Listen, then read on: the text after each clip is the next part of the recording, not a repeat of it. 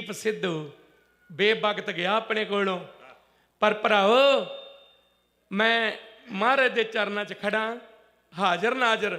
ਜੇ ਝੂਠ ਬੋਲਾਂ ਇੱਥੇ ਹੀ ਮਹਾਰਾਜ ਮੇਰੇ ਸਵਾਸ ਕੱਢ ਦੇਣ। ਉਹ ਬਹੁਤ ਨੇਕ ਦਿਲ ਬੰਦਾ ਸੀ, ਇੰਨਾ ਪਾਕ ਸਾਫ ਔਰ ਏਡਾ ਨਿਸ਼ਚਾ ਮਹਾਰਾਜ ਤੇ। ਅਸੀਂ ਬਾਹਰੋਂ ਸਜੇ ਸਜਾਏ, ਅਸੀਂ ਬਾਹਰੋਂ ਵੱਧ ਵੇਖਦੇ, ਉਹ ਅੰਦਰੋਂ ਉਹਨੂੰ ਰੰਗ ਲੱਗ ਚੁੱਕਾ ਸੀ।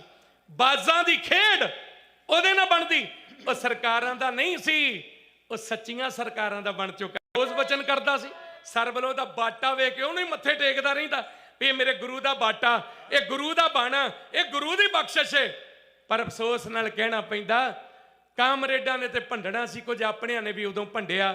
ਪਰ ਸੱਚ ਜੇ ਉਹਨੇ ਕਿਹਾ ਸੀ, ਉਹ ਤੁਸੀਂ ਭੋਗਾਂ ਤੇ ਇਕੱਠ ਕਰਨ ਜੋਗੇ ਹੋਏ, ਜਿਉਂਦਿਆਂ ਦੀ ਕਦਰ ਨਹੀਂ ਕਰਦੇ। ਕਦਰ ਕਰਨੀ ਚਾਹੀਦੀ। ਖੈਰ ਉਹ ਏਦਾਂ ਹੀ ਗੁਰਮੁਖ ਪਿਆਰੇ ਹੁਣ ਭੱਜਣ ਵਾਲੇ ਭੱਜੇ, ਅੜਨ ਵਾਲੇ ਖੜਨ ਵਾਲੇ ਖੜੇ।